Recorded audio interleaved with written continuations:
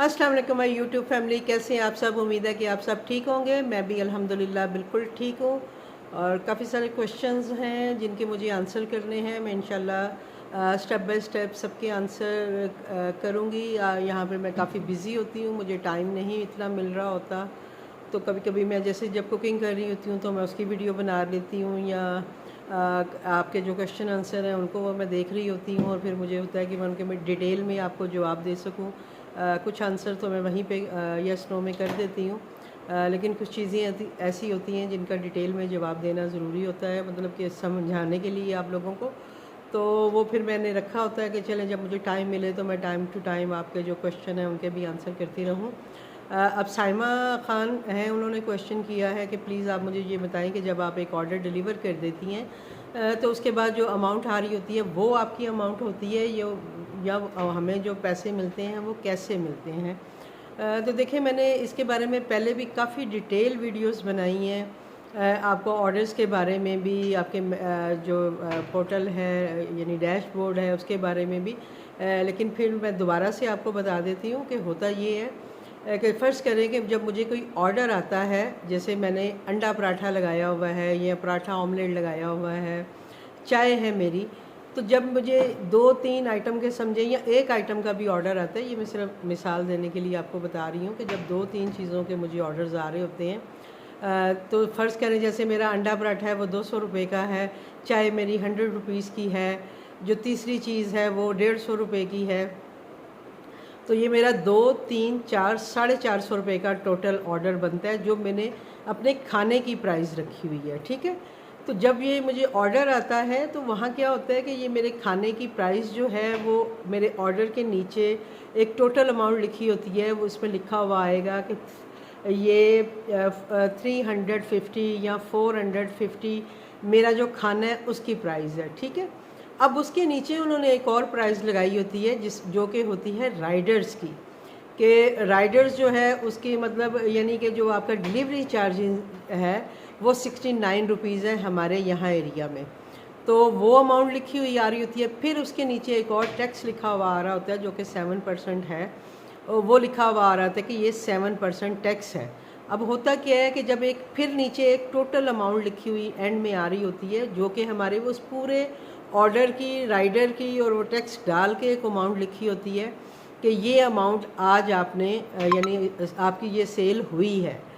और वही इसी तरह आपको उस दिन जितने भी ऑर्डर्स आते हैं वो सारी इसी तरह राइडर के पैसे और वो टैक्स और हमारे खाने की जो प्राइस हमने लगाई होती है उस हिसाब से हमें जितनी आइटम्स का भी ऑर्डर आया होता है वो प्राइस ऐड ऑन होके हमारे डैशबोर्ड में उस दिन की हमारी जो होती है इनकम उसमें चली जाती है। इसी तरह वो वहाँ पे 7 दिन जो है डेली बेसिस पे जो हमारी अमाउंट होती है वो प्लस होती रहती है, जमा होती रहती है। जब वो पूरी 7 दिन की अमाउंट जो है जब वो वहाँ पे जमा हो जाती है, उसके बाद जो है फूड पांडा उसको पूरी टोटल रकम में से, जैसे वो आपका 10,000 बन रहा है, 15 बन रहा है, 20,000 बन रहा है, 30,000 बन रहा है, वो जितनी भी प्राइस आपकी उस हफ्ते में वो बनती है, फिर फूड पांडा उसमें से क्या करता है कि फूड पांडा उसमें से अपना 30% भी काटता है, अपना डिवाइस के पैसे भी काटता है, और उसके बाद जो है वो जो आपकी जो अपना राइडर की फ़ीस होती है, जो टैक्स होता है, जो आपने कोई डिस्काउंट लगाया होता है, फ़र्ज़ करें जैसे आपने 10% डिस्काउंट लगाया हुआ है तो फूड पांडा 30% के साथ वो 10% भी उसमें से काटेगा। यानी समझें कि फूड पांडा को वो आप 40% आपसे काट रहा है, क्योंकि 10% आपने डिस्काउंट दिया हुआ है। जो डिस्काउंट वो जितना भी हो, 5% हो, 20% हो, वो भी उसमें से कट होना है। वो जब सारी चीज़ें कट हो जाती हैं उसके बाद जो अमाउंट बचती है वो आपके पास आती है, वो हमारी अमाउंट होती है, वो टोटल हमारी अमाउंट होती है जो कि हमें मिलती है। और उसी में हमारा वही बात है कि प्रॉफिट भी होता है, वो हमारे पैसे भी लगे होते हैं, हमें उसी को काउंट करके देखना होता है कि हमारा जो है काम वो कैसा जा रहा है। अगर हमने ये फ़र्ज़ करें कि अगर हमें 10,000 की हमारी सेल हुई है एक वीक में, तो कम से कम भी उसमें से हमें 6,500 या 7,000 मिलेगा, यानी 6,500 तक मिलता है। यानी क्योंकि वो सारा कट कटा के आपको इतना मिलता है, तो वो जो 6,500 है वो हमारी रकम है, वो हमें देंगे। डैशबोर्ड पे वो शो हो रहा होगा कि इस हफ्ते में आपने 10,000 की सेल की है,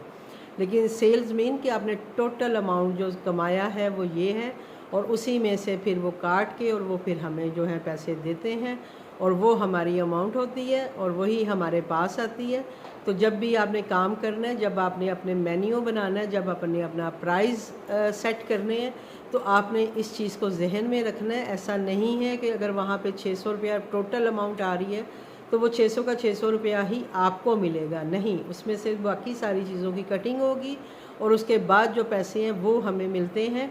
और वही हमारा प्रॉफिट और वही हमारी इनकम होती है। तो आप जब नेक्स्ट आप मेन्यू बनाएं या इस तरह की चीज़ें सेट करें तो प्लीज़ इसको ज़रूर मेक श्योर करिएगा कि आपने ये सारी चीज़ें भी ऐड करनी है। हमने मतलब ज़्यादातर तो हम लोग अपना प्रॉफिट और प्रॉफिट कह रही हूँ वो सॉरी कमीशन जो है उसको ऐड करना होता है। इस तरह की छोटी छोटी चीज़ें हैं जो हम ऐड करते हैं अपने खाने के साथ साथ, और फिर हम अपना एक प्राइस बनाते हैं कि प्राइस बनाने के बाद हम देखते हैं कि इसमें हमें क्या बचेगा,